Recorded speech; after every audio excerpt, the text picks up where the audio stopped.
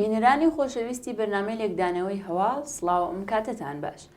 ماوەیە کە ڕژیم دەستی داوەتە گرتنی خەڵک لە شارەکانی کوردستان و هەوڵ دەدات فەزایەکی ئەمنیەتی دروست بکات. ئامانجی ڕژیم لە ئەم کارە و هۆکارەکانی ئەم فەزایە تەوەری لێکدانەوەی ئەمڕۆمان دەبێت لەگەڵ هاوڕێ جەماڵ بزرگپور ئەندامی کومێتەی ناوەندی کۆمەڵە.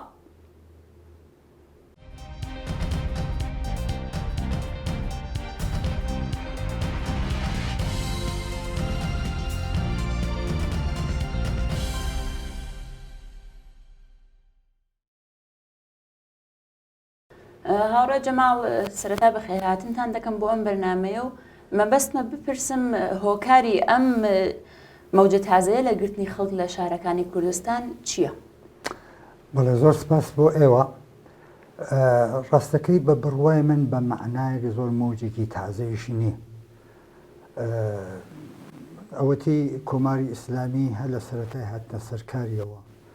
هەتاکو ئەمڕۆژ بە درێژایی تەمەنی بە درێژایی دەسەڵاتی هەوڵی داوە و ئەساسەن ئەتوانم ئەوە بڵم کە ئامرازی فری و سەرکوت بەم ڕێگاوە بتوانێت دەسەڵاتی خۆی بپارێزێت و لەو ماوەی دەسەڵاتیدا هیچ کات ئێوە هیچ لە حەزەیەک نادۆزنەوە کە کۆماری ئیسلامی لەمە غافڵ بوو بێت. دیارە سەردەمێک لە سەرەتاوە ئامرازی فری و زۆر تەئسیر و کاریگەری بوو، بەڵام وردە وردە ئەو کارایی خۆی لەدەستدا بۆ میزانە کە ئەو ئامرازە کارایی خۆی لەدەستدا ئامرازی سەرکوت گیرا بەدەستەوە و هەوا کە عەرزم کردین هیچ کاتێەوە نادۆزنەوە کە جمهوری ئیسلامی بۆ مانەوەی خۆی لە دەسەڵاتدا لەم ئامرازە غافڵ بوو بێت و تێکۆشاوە هەمیشە بە باشترین و بە کارامەترین شێوە بەکاری بێنێت. ئەوە شتێک نییە احتیاجی زۆر بە لێکدانەوەیکی عەجایب بێت. سەرانی کۆماری ئیسلامی، کاربەدەستانی کۆماری ئیسلامی ئەوەیان بە ئاشکرا ڕاگەیاندووە و بە شێوەگەرێکی جۆر بە جۆر وەختارێکیان کاردانەوەیان دەبینین لە سەتی کۆمەلگادا ئەوەمان بۆ ڕوو نەبێتەوە کە ئەمە ئامرازێکی سەرەکی کۆماری ئیسلامی بە تایبەت ئەو کاتانەی کە ئەو ئامرازی فری و نەیتوانی ئەو کارایی خۆی بەدەست بێنێت، دوای ئەوە بزوتنەوەی ئیسلاحات دەستی پێکرد، ئەویش نەیتوانی بە ئاکامێ بگات تووڕەیی و نیگەرانی خەڵکدا بمرکێنێت، دوای ئەوە دەوڵەتی ئەعتدال هاتە سەرکار، ئەویش نەیتوانی ئەو تووڕەیی و ڕقیقین و بێزاری خەڵکەدا بمرکێنێت و بە تایبەت ئەگەر لەبیرمان بێت ئەوە سەرۆحەتی شێتی لە دەیمانگی ساڵی 96دا بوو کە دوای ئەو تێپەڕاندنی ئەو قۆناغانە و پشتی سەرنانی ئەو قۆناغانە و ئەتوانم بڵێم ناکارامەبوونی دەستگای فریوی کۆماری ئیسلامی خەڵک ڕژانە خیابانەکان و داوای مافەکانی خۆیان کرد. لە بەرامبەر ئەمەدا بوو کە ئیتر ئەو ئیقداماتی کۆماری ئیسلامی فریوی کۆماری ئیسلامی لە ڕێگەی جۆربەجێرەوە نەیتوانی ئەو دەستکەوتێ بۆیان بێت، ئەوان زۆرتر بە نسبەتی جاران پەنایان برد بۆ سەرکوت. هەوا کە عەزمکردی بۆ خۆشیان نەیانشاردوێتەوە و ئەو تەلاشێکە کردیان بۆ یەک کاسەکردنی قودرەت چ لە مەجلس و لە چ دەوڵەت و کولی دەستگای حاکمیەت کەوتە ژێر کاریگەری سوپای پاسداران و یا لایەنگرانی ئەم خەت و بۆچوونە لە دەستگای ڕەهبەری کۆماری ئیسلامی، بۆچوونەکەیان ئەوە بوو کە لەم ڕێگاوە بربەرەکانی لەگەڵ خەڵک وەکو مەسەلێکی جدی لە دەستوری کاری خۆیان نادانە. ئێمە هەمیشە کوتومانە، بارها و بارها ئەوەمان کوتووە کە بەدوای ئەو ئاڵ و گۆڕانە پشتی سەرنانی قۆناغێک کە فریوی کۆماری ئیسلامی چ لە ڕێگەی مەزهەبیەوە چ لە ڕێگای ئیسلاحاتەوە چ لە ڕێگای ئیعتدالەوە نەیتوانی جوابێک بە خەشم و ئیعتراز و ناڕەزایەت و بغز و قینی کۆمەڵانی خەڵک بەرامبەر بە دەسەڵاتی کۆماری ئیسلامی بداتەوە. ئەومان کوتووە کە ڕژیمی جمهوری ئیسلامی ڕوو دەکاتە سەرکوت بوو دەلیلەکەشی زۆر وازەحە ئەم ڕژیمە بناخی ئەم ڕژیمە چوارچێوەی ئەم ڕژیمە دەسەڵاتی ئەم ڕژیمە ناتەبایە لەگەڵ ژیان و گوزەرانی خەڵک وەختارێکیان خەڵک مەحروم دەبن لە سەرەتاییتری مافەکانی خۆیان تەبیعەتەن هەوڵ دەدەن کە مافەکانیان مسوگەر ئەم مافانە هەموو جارێک لە ڕێگایکەوە بەربینی پێگرا یا بە جۆرێک دامرکاوتەوە کە عزمکردن بە شێوەگەرێکی جۆبەجۆ کۆماری ئیسلامی سوێتی دایدە مەرکێنەوە بەڵام لە مەقتەیەکە ئیتر بە قۆڵی باس کرا کە تەواو بوو ماجرا چه ئیسلاحات چه ئوسولگەرا چه ئێعتدال هەمووی تەواو بوو خەڵک هاتنە سەر شەقامەکان و وەیتر لەو کاتەوە بوو کە کۆماری ئیسلامی سەرکوتی وەکو ئامرازێکی جدی بەکاربێت ئەوە چاو لێ بکەن ڕۆژ بە ڕۆژ ئەترازات لە ئێرانە لە حاڵی پەرسەندندا فعالینی کرێکاری دەگرێت فعالی بزوتنەوەی ژنان دەگرێت فعالینی بزوتنەوە کۆمەڵایەتەکان دەگرێت ئازاریان دەدا ئەشکەنجیان دەکات لە بزوتنەوەی کوردستانە هەروەها تەلاش دەکات کە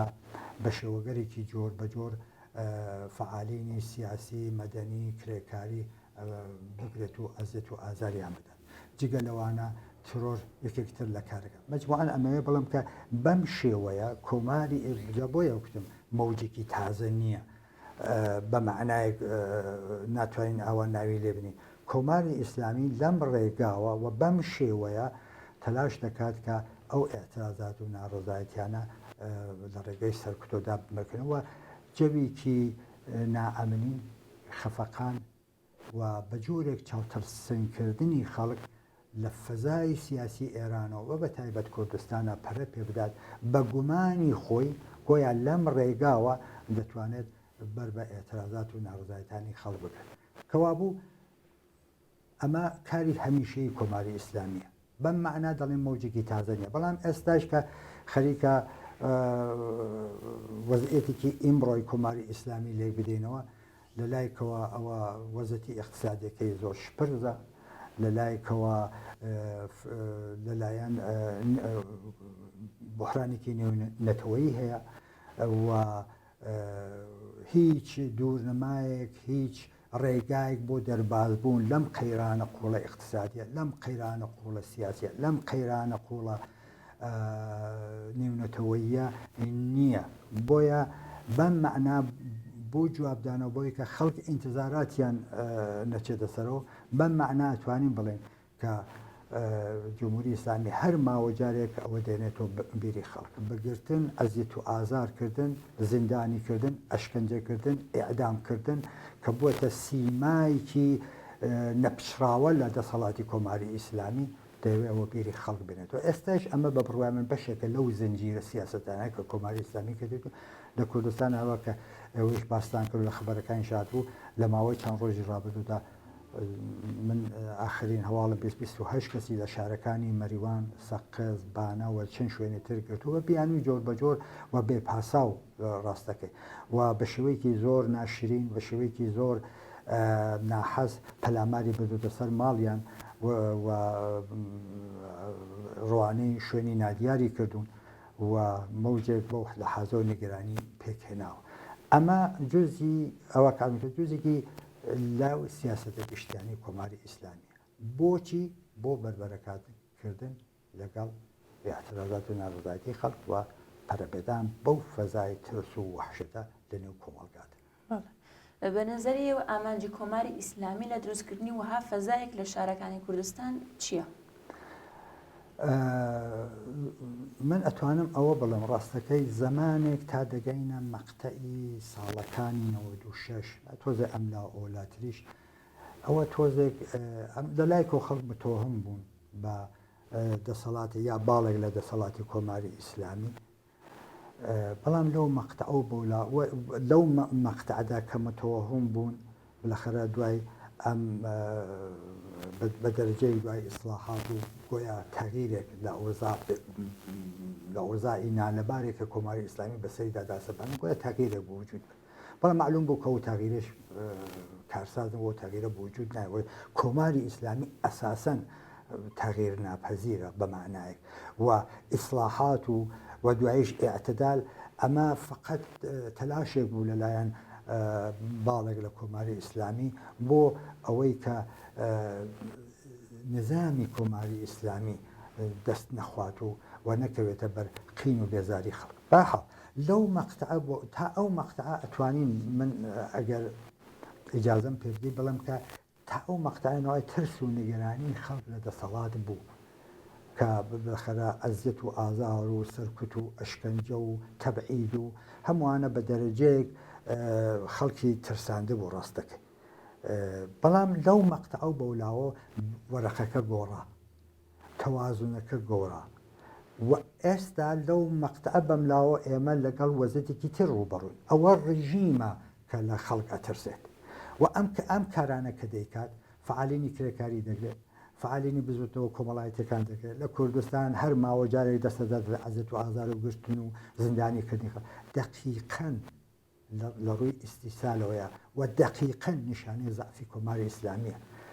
ئێوە تماشاکەن هەموو جارە ئەو مانەوڕە نەزامیان نادات، هەموو جارێک ئەو هەڕەشە و گۆڕشانە کە دەست پێ دەکات بە ئێمە دەڵێ کە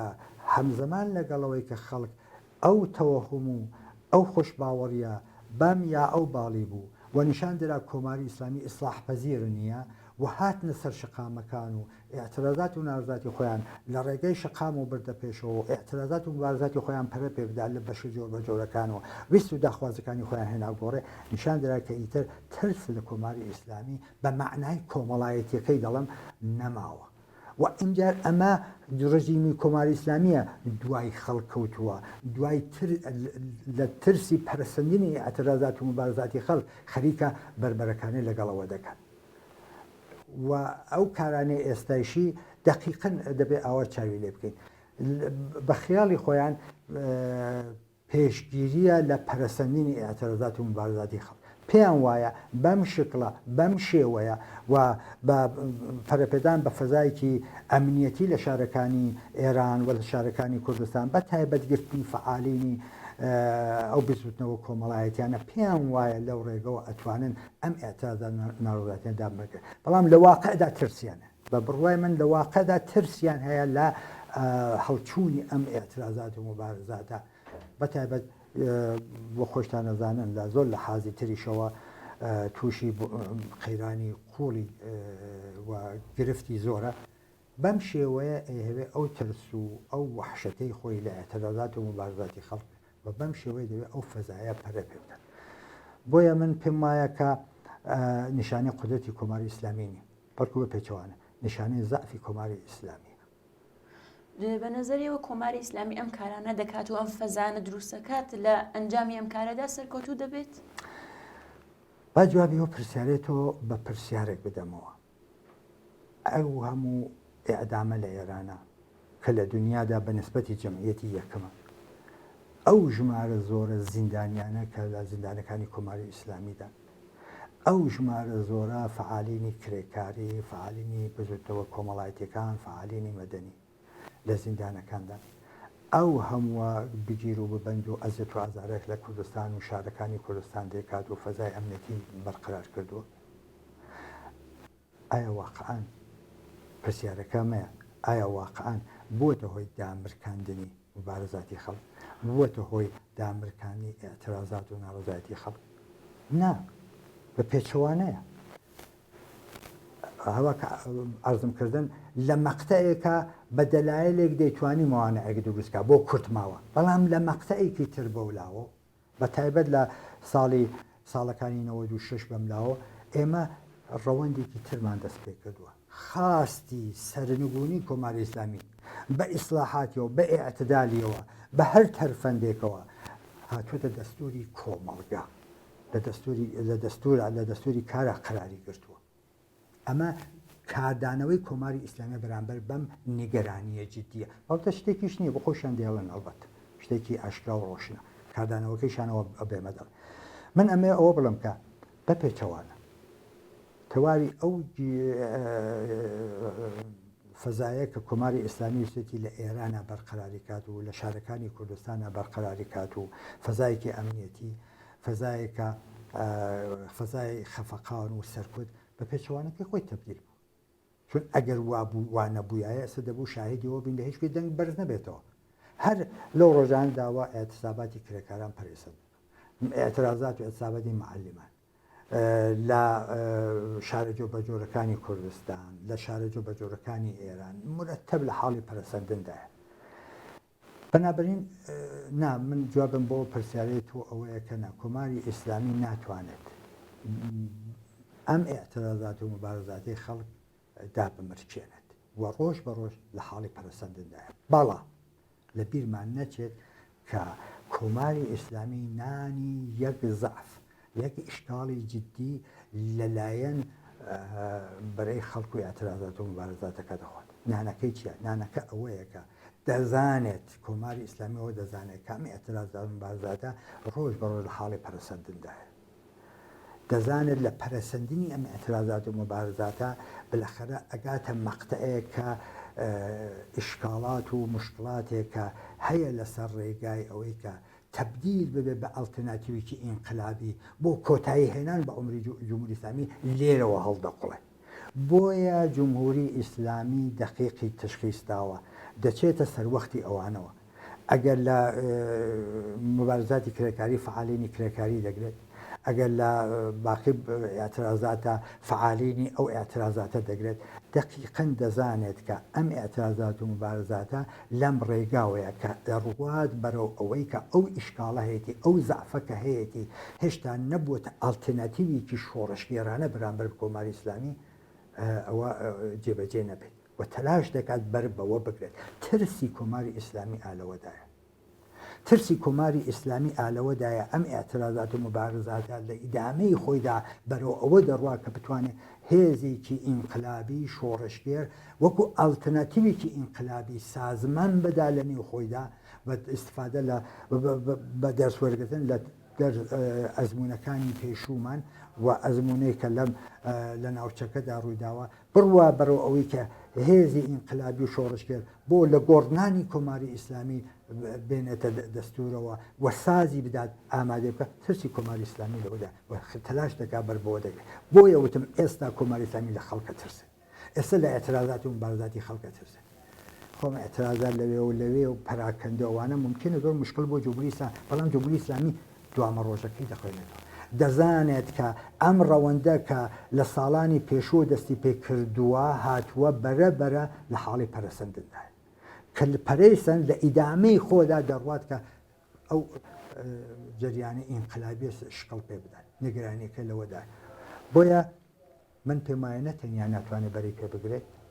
چونکە ئەگەر وابووە دەبوو تایسە بەری پێگرێت بە و ناتوانێت بەر پەرەسەندنیشی بگرێت دەبوو تایسە بەری پێگرێت بە و لە بەتنی خۆیدا ناتوانێت بەر بە شکل پێدان بە ئالتەرناتیڤێکی ئینقلابی لەنێو ئەو بزوتنەوە ئێعترازیاندا کە سەر هەدا وردە و ئەم زەعف و ئیشکاڵی خۆی بدۆزێتەوە ناتوانێت بەر بەوەش بگرێت. بە نەزەری ئێوە واکوونەشی خەڵک و هەڵسوڕاوانی کۆمەڵگە لە بەرابەر ئەم کردەوانی کۆماری ئیسلامی ئەبێت چی بێت؟ سایم کرد لە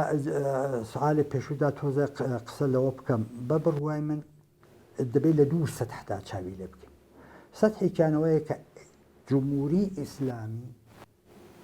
بە هەموو باڵەکانیەوە کەوتوتە بەر ڕق و بێزاری خەڵک وە خواستی لە گۆڕنانی کۆماری ئیسلامی یا بێبات سەرنگونی کۆماری ئیسلامی خاستێکی ئەم سازمان و ئەو حیزب و ئەوە نییە خاستی عمومی خەڵکە بۆچی چونکە بە تەجروبەی 40 ساڵە بۆیان دەرکەوتووە هەموو بوارەکانیان تاقی کردێتەوە کۆماری ئیسلامی ئیسلاح ناپەزیرە بەنابەرین ئەمڕۆ ئەم ڕژیمە نیشانی داوە ناتەبایە لەگەڵ ژیان و گوزەرانی خەڵکە و نیشانی داوە ناتوانێت نایهەوێت و ناتوانێت هیچ بەرنامێکی بۆ دەربازون لەو ژیانە فەلاکەتبارە کە ئەمڕۆ بەسەر خەڵکی ئێرانیدا دەسەباندوە هیچ بەرنامێکی بۆی نییە بەنابەرین ڕێگا نامێتەوە فقط مشکلەکە ئەوەیە کە ئالتەرناتیڤێکی ئینقلابی کە بتوانێت ئەو ئاڵوگۆڕە بکات پاڵ بنێ بە کۆماری ئیسلامیەوە تەنیا ئەوەیش کافی نییە بەڵکو بزانێت چی دەوێت ئەوەش تەنیا کافی نییە و چۆنی دەپارێزێت لە ئاوا حاڵەتێکدایە کە ئەمە تۆزێک بە دوورنەماوە چاو لێ بکەین دەڵم بەشێکی ئەمە دەبێت جواب بەم مەسئلەیە بدەینەوە و بزانین کە ئێستا کۆماری ئیسلامی نانی نەبوونی ئەو ئالتەرناتیڤە ئەگەر هەیە لەسەر کار ئەگەر هێزە سەرکوتگەرەکانی بەکاردێنێ ئەگەر فەزای شارەکان ئەمنیەتی دەگا ئەگەر خەڵک بە دەلایلی جۆر بە جۆر و پاساوی جۆر بە جۆر ئەگرێ ئازیەت ئازارەکە بۆ ترساندنی خەڵک نیگرانیەکەی ئەمە و بەم عیبارەتە ئەترسێ لە خەڵک و بزانین لە پەرستندنی ئەمانەدایە کە ئەو ئالتەرناتیڤی ئینقلابیە شکڵ دەکرێت خۆ پس ئەمە ئەوەڵین کارمان ئەوەیە بە بڕوای من بزوتنەوەی ئیجتماعی لە ئاستی ئێراندا و لە ئاستی کوردستاندا اعتراضات و مبارزاتی خۆیان پرە پێ بدەن شکلی پێ بدەن و ارتباط بگرن و بتوانن لە بەتنی خۆیدا ئەو ئالتەرناتیڤی ئینقلابیە شکل پێ بدەن کە دوای کۆماری ئیسلامی چ دەبێت و چۆن دەیپارێزن بەڵام بە تۆری مشخصیش ئەمڕۆ هەل لە پێناو ئەو هەدەفە سەرەکیەدا هەر ئیمڕۆ چ دەکرێت هەر ئەمڕۆ ژمارەیەکی زۆریان لە شارەکانی کوردستان گرتووە نیگەرانیان بۆ وجودێناوە لە نێو بنەماڵەکانیانە با ئێمە هەموو لە کوردستان لە شارە جۆبەجۆرەکان لەگەڵیان بین بچین لەگەڵیان بین بەر زیندانەکان بگرین بۆچی گرتووتانە شعاری ئازادی زیندانیانی سیاسی بکەین بە شعارێکی هەمەگانیمان ئەوە نەبێت کە گویا بە من مەربوط نییە کەس وا بیر نەکاتەوە کەس نەڵێ ئاگرە سوورە لە من دوورە سیاست دێت ئەگەر خۆتی لێ بپارێزی من کاری سیاست دێت بەرت پێدەگرێت سیاست دێتە سەر سفرەکەت دێتە ناو ماڵەکەت سەر سفرەکەت خاڵیە بۆ خاڵیە سیاست وای کرد سیاستی کۆماری ئیسلامی وای کردووە ئەگەر عەزیەت و ئازار دەبینی ئەگەر بێماف دەبی ئەگەر ناتوانانی دەنگ هەڵبڕی ئەگەر ناتوانانی چکۆلەترین ئاوات و ئارزۆکانی خۆت ببیتە پێشۆ دەلیلەکەی کۆماری سیاستی سیاست هاتوتە سوراغت ئاگرە سوورە لە خۆم دوورە دەست بە کڵاوی خۆمە بگرم با باینەیبات ئەوە سیاستێکە کە کۆماری ئیسلامی بە شێوەگەرێکی جۆر بە جۆر پەرەی پێدات و ئەمە دەکاتە بۆچوونێک ئیتفاقەن بە پێچەوانەکەی ئێمە هەر ئیمڕۆ دەبێ بچین لەگەڵ بنەماڵێ ئەو بەدڵگیراوانە لەگەڵەوەنە هاودەنگ بین هەمڕاه بین چینە بەر دەرگای زیندانیەکان و هەروە کە عەرزم کردی شعاری ئازادی زیندانی سیاسیەکان بەرز بکەینەوە لە هەر کۆڕ و کۆمەڵێکدا بەرزی بکەینەوە بیکەین بە شعارێکی کۆمەڵایەتی و بەم تەریقە فشار بێنین و ئەمە کۆمەک دەکا بەوەی کە ڕێگا خۆش بکەین بۆ ئەوەی کە بتوانین ئەو ئێعترازات و مبارزاتە بگاتە مەقتەیە کە ئیتر وەکو چۆن میوەیەک دەڵی پێدەگات بگاتە ئەو مەقتا کە پێ بگات کە پێگەیشت بۆ خۆی لە نێو خۆیدا ئەو ئالتەرناتیڤە شکڵ پێدا دیارە من لێرە نەقشی ئەحزابی سیاسی جەریاناتی پێشڕەوە و متەرەقی ڕادیکاڵ و هەروەها ئەوانە ڕەت ناکەمەوە بە تایبەت فعالینی کرێکاری فعالینی بزوتنەوەی کۆمەڵایەتی ئەوانە ڕەت ناکەمەوە ئەوانە نەقشی سەرەکییان هەیە تەلاش دەکەن کاریان زۆر کورسە بەو لە حازەوە کە بۆ شکڵدان بۆ ئالتەرناتیڤە ئەو ئالتەرناتیڤە شکڵ ناگرێ مەگەر هەر ئیمڕۆ دەست بەکاربێت دەبا هەر ئەمڕۆ لە کوردستانە ئەگەر ئەوانە گیراون هەوا کە ئازم کردی با هاوڕا و هاودەنگی بنەماڵەکانیان بین با بە دەمیانەوە بین با بچین لەگەڵ یان بچینە بەر دەرکای زیندانەکان و هەوا کوتن فشار بێنین بۆ کۆماری ئیسلامی کە نەتوانێت حتا ئەو سیاسەتێکی نەتوانێت جێبەجێکە و نیشان بدەین ئەو سیاسەتانەی لە کوردستانە جێگەی نییە و ناتوانێت بەم شێوە فەزایەکی ئەمنیەتی دروستکە و خەڵک چاوتەستێ بکات. بەڵێ هاوڕە جەماڵ من پرسیارێکم نەماوە گەشتێ بە پێویست دەزانن بۆمانی باس بکەن. نەخێر زۆر سپاس بۆ ئێوە. سپاس ماندوونە. بەڵێ بینەرانی خۆشەویست بەم جۆرە گەیشتێنە کۆتایی بەرنامەی لێکدانەوەی هەواڵی ئەمڕۆمان لەگەڵ هاوڕێ جەماڵ بزرگپور ئەندامی کومیتەی ناوەندی کۆمەڵە تادیدارێکی کە ماڵاوە.